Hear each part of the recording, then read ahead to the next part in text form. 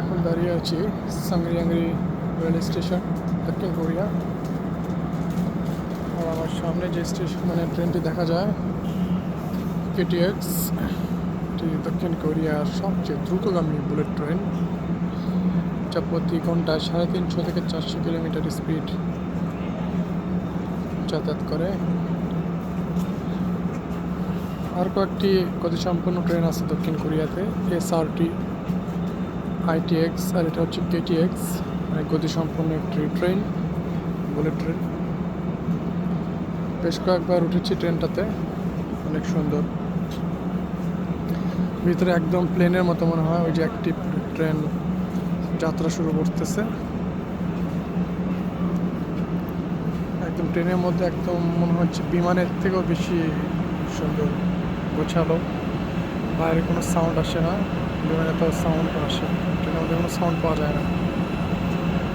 18시 57분에 용산으로 가는 ITX 서준 2088 열차가 타림봇 5번으로 들어오겠습니다.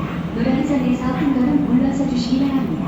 The RTX junction train এটার একটি অপেক্ষারত আছে, এটিও যাত্রী তোলা হয়ে গেলে এটিও যাত্রা শুরু করে দিবে। is now approaching.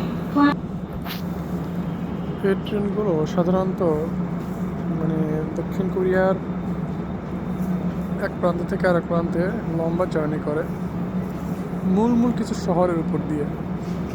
যেমন দক্ষিণ কোরিয়ার উত্তরের সবচেয়ে বড় শহর হচ্ছে সিউল, আর দক্ষিণের সবচেয়ে বড় শহর হচ্ছে বুসান, ওলসান।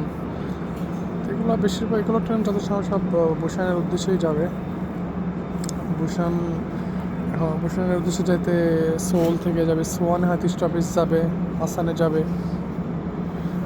দাজন, দেগু, তারপরে দেখা যাচ্ছে বুসান। মানে এগুলো হচ্ছে মেইন বড় বড় শহর দক্ষিণ কোরিয়া, এবং এই শহরগুলোর উপর দিয়ে ট্রেনগুলো যায়।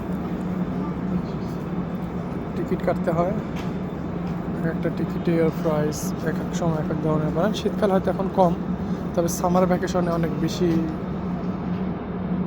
দাম পড়ে, টিকিট পাওয়াই যায় না সে সময়। এখানে এই ট্রেনটার মধ্যে বিজনেস ক্লাস আছে, ইকোনমি ক্লাস আছে, সব ধরনের সিস্টেম আছে। আর এটা হচ্ছে নর্মাল মেট্রো, আমি অপেক্ষা করতেছি মেট্রোতে ওঠার জন্য।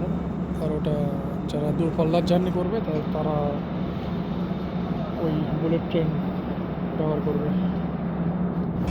আমি যে ট্রেনটার জন্য ওয়েট করতেছিলাম এটি চলে আসছে, এখন এটাতে উঠে অনেক সিট করেছি, অফিসে যেতে হবে তাদের। যে ট্রেনটা এখন বুলেট ট্রেনটি ধীরে ধীরে যাত্রা শুরু করলো।